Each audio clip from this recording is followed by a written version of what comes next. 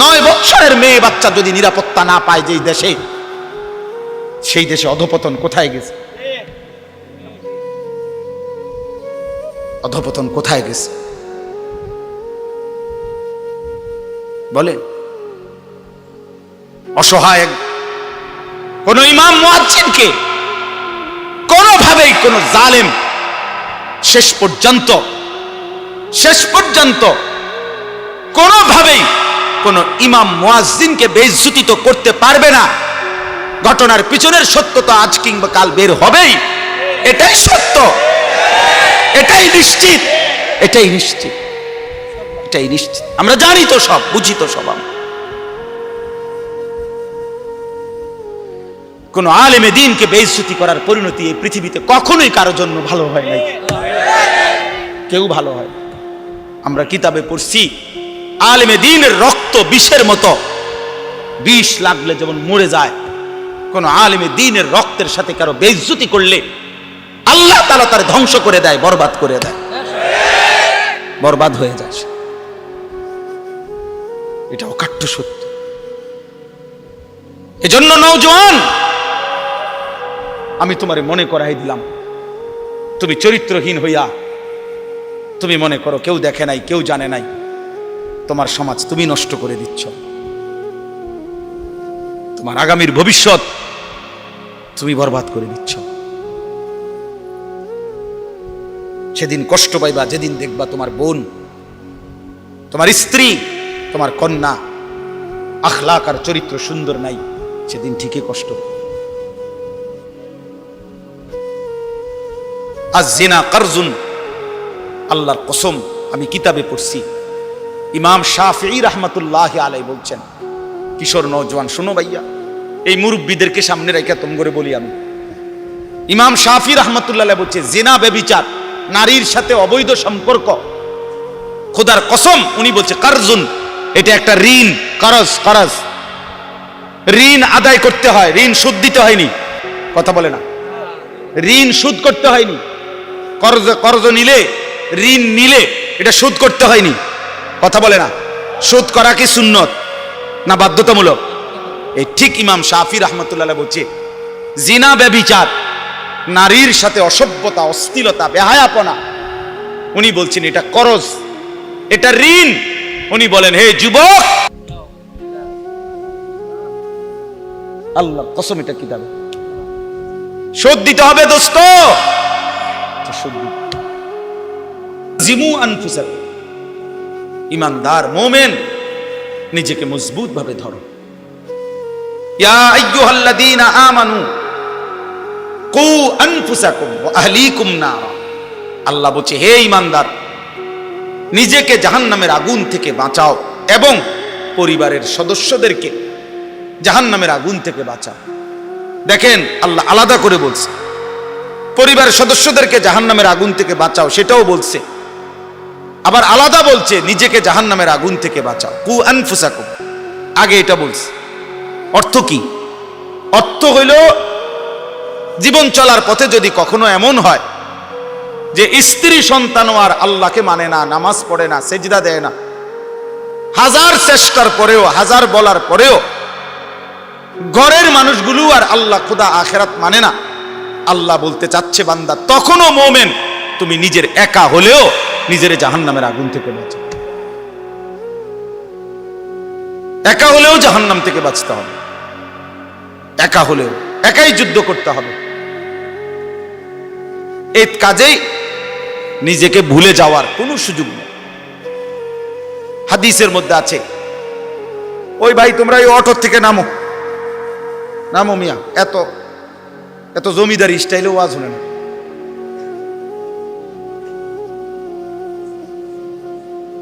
জি তাইলে এটা জরুরি। হযরত হুযায়ফা রাদিয়াল্লাহু তাআলা আনহু একজন সাহাবী, হুযায়ফা অনেক বড় সাহাবী, তো উনি একদিন নবীজি সাল্লাল্লাহু আলাইহি সাল্লামকে জিজ্ঞেস করে, যাদেরই বসার সুযোগ হয় বও, বসলে ভালো, বসলে বরকত হয়, যদি একান্ত বৃষ্টির কারণে, কাদার কারণে বসতে নাই পারলা তো ঠিক আছে, তাহলে দাঁড়ায়, নাই তো বসার সুযোগ থাকলে বসে শুনলে বরকত হয়, আল্লাহর কথা বসে শুনলে বরকত হয়, মনোযোগ হয়, দিল জমে। এই জন্য আমি সবাইকে বলতেছি, এদিকটা যদি কষ্ট হয়, যদি কোনো কিছু না থাকে তো ব্যবস্থা করে দেন আপনারা আয়োজকরা, না হয়তো জুতার উপরে বসো বৈশা কোনো না কোনোভাবে, যাদের ফ্যান বেশি সি ফাইটারে টানা দিয়া দাও সব বইও। অনেকের আবার সিফার কারণে বই তারা, তুমি শুইয়া লাও দরকারে বুঝা। মাশাআল্লাহ মাশাআল্লাহ। হযরতে হুযায়ফা রাদিয়াল্লাহু তাআলা আনহু বলেন, নবীজি সাল্লাল্লাহু আলাইহি সাল্লামকে জিজ্ঞেস করছি, ইয়া রাসূলুল্লাহ, লম্বা হাদিস, এর মধ্যে একটু শুধু বলতেছি আর কি। তিনি বলেন যে, ইয়া রাসূলুল্লাহ, আমি যদি জীবন চলার পথে কখনো এমন হয় যে আমি আল্লাহর দ্বীনের উপরে চলতে গিয়ে আমার সাথে আর কেউরে পেলাম না, সবাই আল্লাহর নাফরমানিতে লিপ্ত, কাউরে আর পাচ্ছি না, তখন আমি একা কি করব? তখন হাদিসে আছে নবী সাল্লাল্লাহু আলাইহি ওয়াসাল্লাম বলছেন, ফাতাজিলিল ফিরাকা কুল্লাহা, ঠিক আছে তাহলে সব দল সব মত ছেড়ে দাও, তুমি একাই, নবীজি বলছে গাছের, ওয়ালাউ আন তাআদ্দা বিআসলি শাজারাতিন, গাছের শিকড়, গাছের গোড়ালি কামড়াইয়া দইরা তুমি তোমার দ্বীনের উপরে একাই মজবুত থাকো। প্রয়োজনে গাছের শিকড় কামড়ায় দাও, আমি একাই, তবু আমি আল্লাহর নাফরমানি করব, আমি আল্লাহর নাফরমানি করব, আমার সাথে আমি আর কাউরে পাইলাম তো ঠিক আছে একাই। রাসূলুল্লাহ সাল্লাল্লাহু আলাইহি সাল্লামের একজন সাহাবী ছিলেন আবু যর গিফারি রাদিয়াল্লাহু তাআলা আনহু। নবীজির ইন্তেকালের পরে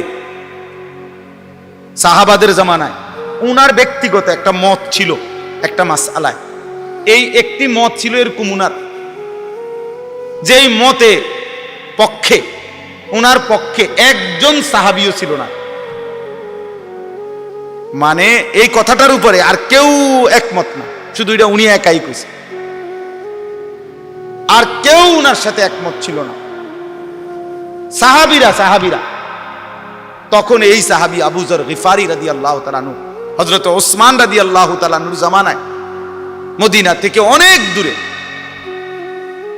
দূরে 300 কিলোমিটার আরো বেশি হবে, একেবারে নিভৃত একাকী একটি এলাকার মধ্যে, শুধু একা, উনি একাই সেখানে চলে গেছেন এবং সেখানেই উনার ইন্তেকাল হয়েছে, একাকিত্ব জীবন গ্রহণ করছে, রাবাজা নামক জায়গার মধ্যে চলে গেছেন তিনি। তো এটা অনেক বড় মাসালা, এই জন্য আমি মাসালাটা কইলাম না, মানে এটা লইয়া যেহেতু আমার এখন আলোচ্য বিষয় না,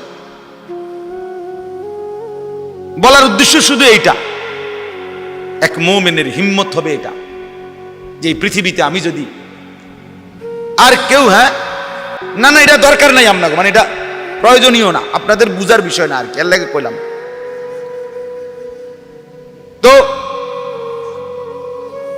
মানে প্রয়োজন, শুধু এই কথাটা উদাহরণ দিছিলাম আর কি, এই কথাটা দেখানোর জন্য যে জীবন চলার পথে যদি ইমানের উপরে থাকতে গিয়ে, ইসলামের উপরে থাকতে গিয়ে, আল্লাহর দ্বীনের উপরে থাকতে গিয়ে আমি একাও যদি হয়ে যাই, তো আমাকে একাই কি করতে হবে? আল্লাহর দ্বীনের উপরে থাকতে হবে। আমি আর একজনে কি ইরমু, সমাজের এই দশা, 10 জনের এই দশা, আর আমি একলা কিতা করবো হুজুর, 10 জনের যে গতি আমারও সেই গতি, এটা কোনো কথা হইতে, এইটা বুঝাইতে চাচ্ছি, এটা কোনো মুমিনের কথা না। রাসূলুল্লাহ সাল্লাল্লাহু আলাইহি সাল্লামের একটা যুদ্ধ ছিল, হুনাইনের যুদ্ধ, নবীজির জামানায়। মক্কা বিজয়ের পরে নবীজি একটা যুদ্ধ করছিলেন 12,000 সাহাবী নিয়ে, মাত্র 4,000 কাফেরের মোকাবেলায়, যুদ্ধ শুরুতে 4,000 কাফেরের আক্রমণে 12,000 সাহাবী একসাথে যুদ্ধের ময়দান ছেড়ে দিছে, ছিন্ন ভিন্ন হয়ে গেছে। এই 4,000 কাফেরের অতর্কিত আক্রমণে পুরা ময়দান থেকে যখন সিট্টা বিট্টা গেছে, 12,000 সাহাবী হুনাইনের যুদ্ধে, হাদিসের মধ্যে আছে, তারিখের মধ্যে আছে, ওই সময় একা আল্লাহর নবী সাল্লাল্লাহু আলাইহি সাল্লাম ওই যুদ্ধের ময়দানে একাই তিনি দাঁড়িয়েছিলেন, এবং নবী সাল্লাল্লাহু আলাইহি সাল্লাম কাফেরদের দিকে তাকিয়ে বলছিলেন এবং সাহাবীদের দিকে তাকিয়ে একটা কথা বলছেন, দুই দিকে দুইটা কথা বলছে, সাহাবীদেরকে ডাক দিয়ে বলছে, আনান নবিয়্যু লা কাযিব, সাহাবীরা শোনো, আমি নবী, আমি মিথ্যুক নই, আমার উপরে আল্লাহর সাহায্য আসবেই, তোমরা ফিরে আসো। আর কাফেরদের দিকে তাকাইয়া বলছে, আনাবনু আব্দুল মুত্তালিব, আমি আব্দুল মুত্তালিবের বংশের সন্তান, আমার বংশের সন্তান আমি আব্দুল মুত্তালিবের। শোনো, আমি প্রয়োজনে একাই লড়বো, কিন্তু আমি পিঠ দেখাবো না, প্রয়োজনে বুক পেতে তোমাদের সমস্ত তীরের আঘাত সয়ে নেব, জীবন দেব, তবু আমি ময়দান ছাড়বো না। শেষ পর্যন্ত সাহাবীরা সব আবার ফিরে আসছে, আল্লাহ তাআলা মুসলমানদেরকে বিজয় দান করছে। ওয়ালাকাদ নাসারাকুমুল্লাহু ফি মাওয়াতিনা কাসীরাতিন ওয়া ইয়াউমা হুনাইন, কোরআন শরীফে ডাইরেক্ট এই আয়াত আছে এই যুদ্ধের কথা। তাইলে বাপ, এই সবগুলো উদাহরণ দিয়ে আমার বলার উদ্দেশ্য কি? উদ্দেশ্য এটাই, নিজেকে ভুলে যাওয়া। আজকে তোমরা অনেক কিশোর যুবক ছেলে বাপ, এতটুকু আত্ম উপলব্ধি তোমাদের নাই যে সকাল থেকে নিয়ে রাত পর্যন্ত তোমরা কি করছো। প্রিয় ভাই আমার, তুমি তো একজন মুসলমানের সন্তান, তোমার আব্বা মুসলমান, মা মুসলমান, তোমার দাদা দাদি নানা নানি মুসলমান, তোমার চারপাশের আত্মীয় স্বজন সব মুসলমান। সারা দিনে যারা এক ওয়াক্ত নামাজ, ফজর থেকে এশার নামাজ, এক ওয়াক্ত নামাজ যারা পড়লা না, আমার প্রিয় সন্তান, বলো মুসলমান এমন হয়?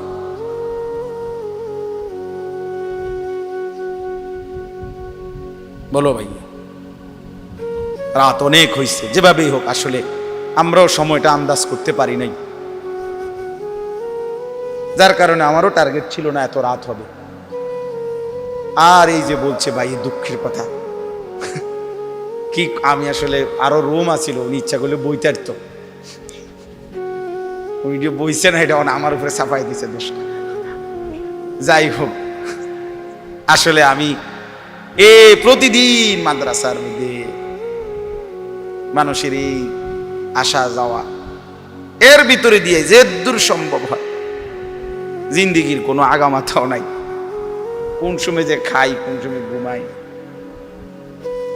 অনেক কিছুই এলোমেলো, আমার ঠিক মতো গুছাইতারি না অনেক কিছু।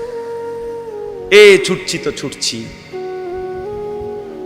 তো এই রাত গভীরে আমার প্রিয় ভাই বাবা, বিশেষ করে নওজোয়ান, তোমরা ইনসাফ করো ভাইয়া, ভাবো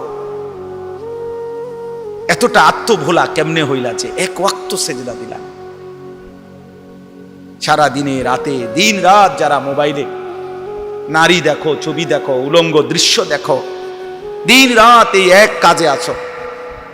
প্রিয় ভাই আমার, সন্তান আমার, এক মানুষকে আল্লাহ তাআলা সৃষ্টি করেছেন শুধুই নারীর জন্য, মানে এই শুধু একটা নারী, একটা মহিলা, একটা বেডি, এটাই জীবন। তুমি বুঝি এই বেডির লগে শুয়ে থাকার জন্য? নারীর দ্বারা অবৈধ যৌন চাহিদা, তোমার লজ্জাস্থানের যে চাহিদা, শুধু এইটা পূরণ করা, এর জন্যই পৃথিবী, এর জন্যই এমন সুন্দর হায়াত, এই রাত, এই দিন, এই সূর্য চন্দ্র, এই আলো বাতাস, এই রোদ বৃষ্টি, এই পৃথিবী, এই কায়নাত আল্লাহ তাআলা শুধু তুমি নারীর পিছনে ছুটবা, এর জন্যই বানাইছেন। তো কি করলা কাম? ইনসাফ করো ভাইয়া, একজনই ভাবো, একটা ছেলেই ভাবো, একজনই ভাবো, এটা কোনো ইনসাফ হইতে পারে না? দিন রাত মুসলমানের ঘরে জন্ম নিয়ে, মুসলিম হয়ে, চুলের উপরে সারা দিন ফ্যাশন, এটা বুঝি একটা কথা হইল? আমার ভাই বলো, এটা বুঝি একটা কথা হইল? তোমারে বুঝি আল্লাহ বানাইছে শুধু এই সারাক্ষণ চুল এটার ফ্যাশন করবা, বিভিন্ন মডেলে চুল কাটবা, এই নিয়ে ব্যস্ত থাকবে? এত ফালতু কাজে আল্লাহ মুসলমানকে বানাইছে? তাইলে সারাদিনে কি করলাম? গত এক সপ্তাহে কি করলাম? গত এক বছরে কি করলাম? বলো ভাই, বলো। চারিদিকে হত্যা, খুন, ধর্ষণ, নির্যাতন, পরকিয়া, স্বামী থাকতে স্ত্রী অন্য নারীতে আসক্ত, স্ত্রী থাকতে পুরুষ অন্য নারীতে আসক্ত। কি পরিমাণ বেড়ে গেছে, কি পরিমাণ অসভ্যতার অস্থিরতা বেড়ে গেছে। আমার 16 বছরের সন্তান 20 বছরের জওয়ান, আমি তোরে মনে করাই দেই বন্ধু, আগামী 20 বছর পৃথিবীতে তোমারে বাঁচতে হবে, এই সমাজেই বাঁচতে হবে। তুমি এই পৃথিবীর থেকে চাঁদের দেশে যাইতে পারবা না। তাহলে এই সমাজে তোমার মা আছে, তোমার বোন আছে, তোমারও একটা ছোট বোন আছে। এই সমাজে তুমি যাকে আজ হোক কাল হোক বিবাহ করবে, তাহলে এই নারী যদি পবিত্র না থাকে, তোমার মেয়ের নিরাপত্তা কোথায়? তোমার বোনের নিরাপত্তা কোথায়? আগামী দিনে যে তোমার স্ত্রী হবে তার চরিত্রের পবিত্রতা কোথায়? তোমরা সবাই যদি মাতাল হয়ে যাও, তোমরা সবাই যদি মনে করো শাহওয়াত, নারী, ছবি, অস্থিরতা, বেহায়াপনা এরই নাম জীবন, তাহলে এই সমাজেই তো বাঁচতে হবে তোমরা, এই সমাজেই তো বাঁচতে হবে তোমরা। তো তোমরা যদি নিজের হাতে নিজের ক্ষেত, নিজের ফসল, নিজের সমাজ, নিজের এলাকা যদি এভাবে তছনছ করে দাও, নষ্ট করে দাও, তো একটি নিরাপদ সমাজ কেমনে পাইবা ভাইয়া? কে এনে দিবে উত্তম সমাজ? কে এনে দিবে? 9 বছরের মেয়ে বাচ্চা যদি নিরাপত্তা না পায় যেই দেশে, সেই দেশে অধপতন কোথায় গেছে? অধপতন কোথায় গেছে বলে? অসহায় কোন ইমাম মুয়াজ্জিনকে কোনোভাবেই কোন জালেম শেষ পর্যন্ত কোনোভাবেই কোন ইমাম মুয়াজ্জিনকে বেইজ্জতি তো করতে পারবে না। ঘটনার পিছনের সত্যতা আজ কিংবা কাল বের হবেই, এটাই সত্য, এটাই নিশ্চিত, এটাই নিশ্চিত, এটাই নিশ্চিত। আমরা জানি তো সব, বুঝি তো সব। কোন আলেমে দ্বীনকে বেইজ্জতি করার পরিণতি এই পৃথিবীতে কখনোই কারোর জন্য ভালো হয় নাই, কেউ ভালো হয়। আমরা কিতাবে পড়ছি, আলেমে দ্বীনের রক্ত বিষের মতো, বিষ লাগলে যেমন মরে যায়, কোন আলেমে দ্বীনের রক্তের সাথে কারো বেইজ্জতি করলে আল্লাহ তাআলা তার ধ্বংস করে দেয়, বরবাদ করে দেয়, বরবাদ হয়ে যায়। এটা অকাট্য সত্য।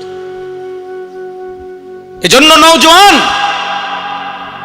আমি তোমারে মনে করাই দিলাম, তুমি চরিত্রহীন হইয়া তুমি মনে করো কেউ দেখে নাই, কেউ জানে নাই, তোমার সমাজ তুমি নষ্ট করে দিচ্ছ, তোমার আগামীর ভবিষ্যৎ তুমি বরবাদ করে দিচ্ছ। সেদিন কষ্ট পাইবা যেদিন দেখবা তোমার বোন, তোমার স্ত্রী, তোমার কন্যা আখলাক আর চরিত্র সুন্দর নাই, সেদিন ঠিকই কষ্ট পাবে। আয-যিনা কারজুন, আল্লাহর কসম, আমি কিতাবে পড়ছি, ইমাম শাফিঈ রাহমাতুল্লাহি আলাইহি বলছেন, কিশোর নওজোয়ান শোনো ভাইয়া, এই মুরব্বীদেরকে সামনে রেখে তোম করে বলি আমি, ইমাম শাফিঈ রাহমাতুল্লাহি আলাইহি বলছে, জিনা ব্যভিচার, নারীর সাথে অবৈধ সম্পর্ক, খোদার কসম উনি বলছে কারজুন, এটা একটা ঋণ, করজ, ঋণ আদায় করতে হয়, ঋণ সুদ দিতে হয়নি, কথা বলে না, ঋণ সুদ করতে হয়নি, কর্জ নিলে, ঋণ নিলে এটা সুদ করতে হয়নি, কথা বলে না। সুদ করা কি সুন্নত না বাধ্যতামূলক? এই ঠিক ইমাম শাফিঈ রাহমাতুল্লাহ বলছে, জিনা ব্যভিচার, নারীর সাথে অসভ্যতা, অশ্লীলতা, বেহায়াপনা, উনি বলছেন এটা করজ, এটা ঋণ। উনি বলেন, হে যুবক, আল্লাহর কসম এটা কিতাবে, সুদ দিতে হবে দোস্ত,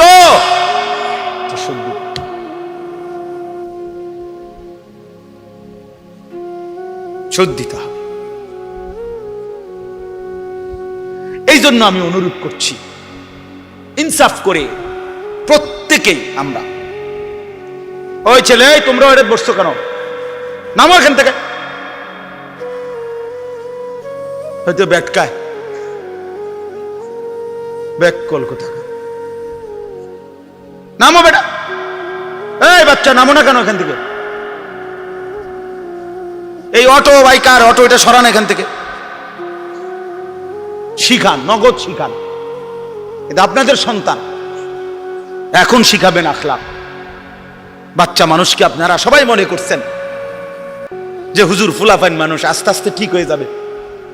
আরে মিয়া, ফেলে রাখলে, ছেড়ে দিলে অযত্নে লোহা মাটির উপরে মাটি হয়ে যায়, অযত্ন আর অবহেলায় লোহা মাটি হয়ে যায়, মাটি লোহা হয় না।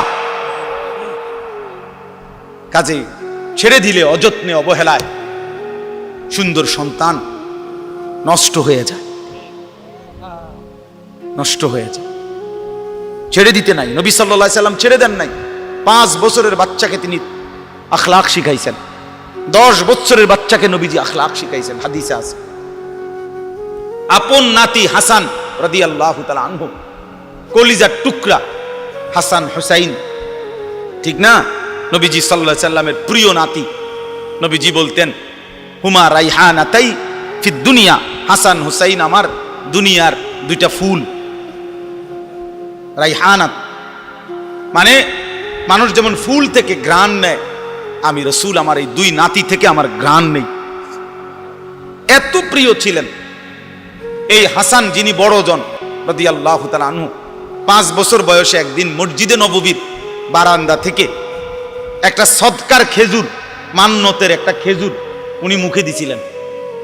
হাদিসে আছে নবী সাল্লাল্লাহু আলাইহি সাল্লাম সাথে সাথে ওনাকে দেখে নাতিকে ডাক দিয়ে বলছে কাহ কাহ, মানে ওয়াক ওয়াক, ফেলো ফেলো, এটা ফেলো ফেলো। তো মুখ থেকে এটা ফেলাই দিছে, আর কাছে টেনে বলছে আমা তাআলাম ইন্না লা নাকুলুস সাদাকা, নাতি তুমি জানো না আমরা নবী বংশ, আমাদের জন্য সাদকা মান্নত খাওয়া নিষেধ, অনুমতি নাই। আখলাক শিখাই দিছে। অথচ একটা খেজুর ইচ্ছা করলে আরো 10টা খেজুর নবীজি ঘরের থেকে আইনা দিতে পারতেন। বুঝেন নাই কথাটা? তো দেওয়া তো যাইতো খেজুরটা, এখানে রাইখা দিতে পারতো, ফুলান মানুষ খাইছে ঠিক আছে, আমার ঘরের থেকে আরো 10টা আইনা দেই, কিন্তু আখলাক তো শিখতো না সে। আজকে যদি না শিখাইতেন সে কি আর জীবনে এটা শিখতো? এই জন্য নবীজি সাল্লাল্লাহু আলাইহি সাল্লাম যাকে খুব আদর করতেন তাকে তিনি প্রয়োজনের মুহূর্তে ঠিকই কি শিখাইছেন? আখলাক শিখাইছেন। 10 বছরের সাহাবী আমর ইবনে সালামা রাদিয়াল্লাহু তাআলা আনহু, 10 বছরের একজন সাহাবী, 10 বছর বয়স্ক, নবীজির সাথে একদিন খাইতে বসছে একসাথে একই দস্তরখানে। তো ওই ছোট মানুষ উনি বারবার হাত নাড়ানাড়ি করতেছিলেন, একবার এন্দিয়া লয় একবার এন্দিয়া লয়। আল্লাহর নবী সাল্লাল্লাহু আলাইহি ওয়াসাল্লাম তখন, হাদিসের মধ্যে আছে, মুসলিম শরীফের হাদিস, নবীজি ওনাকে বললেন ইয়া গোলাম, হে প্রিয় বৎস, সাম্মিল্লাহ, বিসমিল্লাহ বলো, কুল বিয়ামিনিকা, ডান হাতে খাও, কুল মিম্মা ইয়ালিকা, তোমার সামনের থেকে খাও। এই 3টা বিষয় নগদ আখলাক শিখাইছে। বিসমিল্লাহ বলো, ডান হাতে খাও, সামনের থেকে খাও, এরকম হাত নাড়ানাড়ি। আপনি বাবা কোনোদিন জিজ্ঞাসা করলেন না আপনার 14 বছরের ছেলেটারে যে বাপ তুমি এটা কার মতো চুল রাখছো, তুমি কিসের বাপ, তুমি কিসের অভিভাবক? আপনার সামনে ছেলেটা কোন বেঈমানের মতো চুল রাখছে তারে জিগাইলেন না যে যার মতো চুল সাজলি ওই তোর আব্বানি, ওই তোর বাপনি, জিগাইলেন না? সে তোর প্রিয় হইল কেমনে? আর্জেন্টিনার খেলোয়াড় তোর প্রিয় হলো কেমনে বেঈমান? এই মুসলমানের বাচ্চা বল বেটা, এখন দাঁড়ায় বল বেটা, কোন কাফের বেঈমান, কোন খ্রিস্টানের বাচ্চা, কোন ইহুদি, তুই মুসলমানের ঘরে জন্ম নিয়া তোর রক্তে মুসলমান মার রক্ত, তুই কেমনে ওই বেঈমানের মতো সাজলি? এই বেহায়া বল, বেহায়া তোদের যাদের চুল এরকম, বল বেটা এখন দাঁড়া, ওই বেঈমান তোর পছন্দ হলো কেন? তোর রক্ত ইসলাম নাই বেটা, তোর মা মুসলমান না, তোর বাপ মুসলমান না বেটা, তোর দাদা দাদি মুসলমান না, ওরা সব বোকা, তুই চালাক হয়ে গেছ বেটা, তুমি পণ্ডিত হয়ে গেছো। কোন বেঈমানের অংশগ্রহণ করলাম? কেন সাজলা বেঈমানের মতো? তোমার নবী নাই, তোমার রাসূল নাই, তোমার আল্লাহ নাই, তোমার নবী সাল্লাল্লাহু আলাইহি সাল্লাম চুল রাখে নাই? কথা বলে না কেন? আল্লাহর নবীর চুল ছিল কিনা? নবীজির চুল মোবারক ছিল কিনা? তিনি চুল রাখতেন কিনা? তো তিনি কেমনে সাজলেন? এটা আমার পছন্দ হয় না কেন? নবীর সাহাবী 1.25 লাখের চাইতে বেশি সাহাবী, লক্ষের চাইতে, ওনাদের চুল ছিল না মাথায়? তো ওনাদের চুল কেমন ছিল তার কোনো বর্ণনা নাই কিতাবে? তো তুমি দেখো না এটা? তোমার ধর্মকে তুমি এত বড় বেইজ্জতি করলা কেন? তোমার রাসূলকে তুমি এত বড় বেইজ্জতি করলা কেন? তুমি যদি নবী সাল্লাল্লাহু আলাইহি সাল্লামের কাছে আমলনামা দিয়া বলো যে ইয়া রাসূলুল্লাহ, এই যে আমি আনিসুর রহমান, আমার সুপারিশটা আপনি করেন হাশরের ময়দানে, এই যে আমার আমলনামা। আল্লাহ নবী সাল্লাল্লাহু আলাইহি ওয়াসাল্লাম যদি আমলনামা উল্টাইয়া দেখবে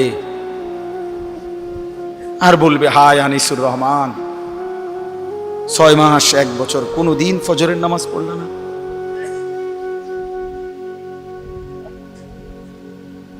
আমার উম্মত, আমি 23টা বছর চোখের পানি ফেললাম, আমি কত পাথরের আঘাত সইলাম, আমি ক্ষুধার কষ্টে পেটে পাথর বাঁধলাম, আমি দান দান শহীদ করা রক্ত নিয়ে ময়দানে বেহুশ হয়ে পড়েছিলাম, আমি সারা রাত দাঁড়িয়ে চোখের পানি ফেলে তোমাদের জন্য, উম্মতের জন্য কেঁদেছিলাম, বিনিময়ে এই আমলনামা। 30 বছর তুমি মুসলমান সুদ খায়,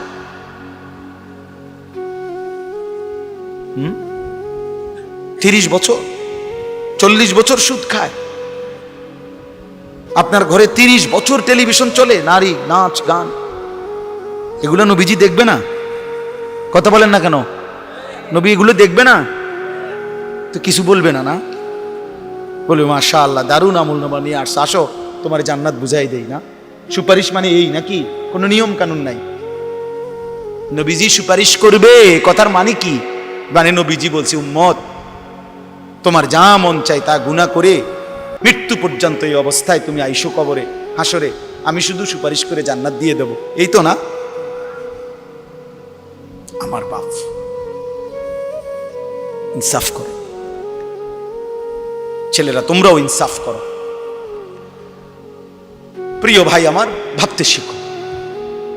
কেমনে দেখাইবা? রাসূলুল্লাহ সাল্লাল্লাহু আলাইহি সাল্লাম কাঁদবেন, চোখের পানি ফেলবেন, বলবেন, উম্মত আমি শ্রেষ্ঠ নবী, তুমি আমার শ্রেষ্ঠ উম্মত, শ্রেষ্ঠ উম্মত হইয়া তুমি আমার এই হাসরের ময়দানে কেমনে পারলা এত বড় বেইজ্জতি করতে? আল্লাহর কাছে নবী যখন পেশ করবে, রব্বুল আলামিন আমার উম্মতের আমলনামা সুপারিশ করলাম, রব্বুল আলামিন বলবে, বন্ধু এটা কি আমলনামা দেখাই? কোন বাবা যদি 12 বছর বিদেশ থেকে ছেলেটার জন্য টাকা পাঠায়, 12 বছর পরে ছেলেটা ইন্টারমিডিয়েট পাশ করে পরীক্ষার রেজাল্ট দিছে, সেদিন দেখছে যে ফেল, ওই বাপ যদি চিৎকার করে কাঁদবে আর বলবে যে, আরে বাপ তুই জানোস না, আমি 12টা বছর আমি এই রোদ ভরা ঘামে ভরা বিদেশের মধ্যে থাইকা টাকাগুলো রোজগার করে, বিশ্বাস করেন জানেন না, আমি হজ্জের সফর থেকে আসছি, অল্প কয়দিন হয়, ঠিক এই গত মঙ্গলবারে, আজকে মঙ্গলবার, কত প্রবাসী যে আমি দেখছি। আমার ছোট ভাই এই যে মাওলানা আতিক, গত বছরও আমার সাথে সে উমরার সফরে ছিল রমজান, ওই দেখছে যে প্রবাসী গো, কারণ আমি হাঁটতেই পারি না, কোন যে এন দিয়ে হাঁটি, এন দিয়ে মনো 10, 20, 50 জন পোলাফাই, আমরা দেশি, যেখান দিয়ে দেখে ওখান দিয়ে যাতা দিয়ে দেয়, এ জড়ায় ধরে ধরে কান্দে যে হুজুর 12 ঘন্টা 14 ঘন্টা ডিউটি করি এই প্রখর রৌদ্রের মধ্যে, এরপরে নিজের খানা নিজে, নিজের জামাটা নিজেই ধোয় না, কে ধুইব না, তো নিজের রান্নাটা নিজে রান্ধে, একটা ছোট্ট রুমের মধ্যে মানুষ আড়ে না, 6 জন থাকে, 12 জন, কোন রকমে জান্ডা লইয়া পড়ে আছে, যে বুকটা বাইন্দা, কলজাটা বাইন্দা, এই 2 টাকা 5 টাকা জমাইয়া সবটা টাকা বাড়ি ঘরে বউ বাচ্চার জন্য, মা বাবার জন্য, তাদের মুখে হাসি ফুটার জন্য দিয়া দেয়। সেই বাবা 12 বছর পরে সে কি পরিমাণ কাঁদবে আর বলবে, সন্তান আমার রক্ত পানি করা এই টাকার বিনিময়ে এই রেজাল্ট,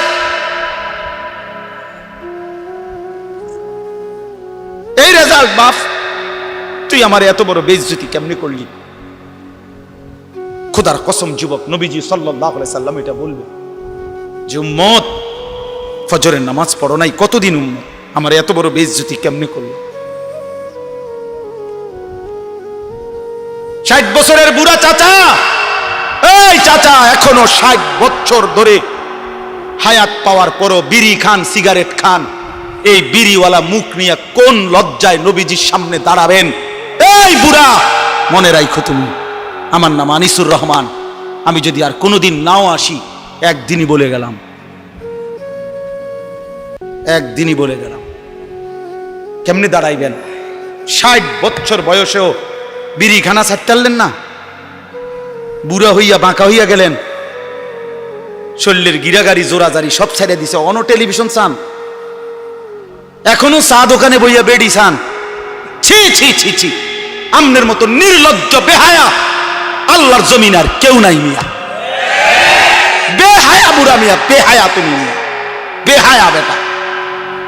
60 বছর বয়সেও যে নারী দেখে, ছবি দেখে, এবার আর গুনার বয়স আছে 40 বছর। এবার কোনো ছোটখাটো হারামি না, ছোটখাটো ডাকাত না, শক্ত ডাকাত। এবার আর গুনা ফাইকা গেছে, একদম গুনা টাইট হয়ে গেছে একদম। কারণ এবার কি মনে করেন, 60 বছর বয়সে যে এখনো মিথ্যা বলে, গালি দেয়, তো উনি মিথ্যা কথা বলে আইজিয়া 5 বছর নাকি? উনি তো মিথ্যা কথা শুরু করছে 20 বছর থেকে। বুঝেন নাই কথাটা? আজও ছেড়ে দেওয়ার সময় হয় নাই।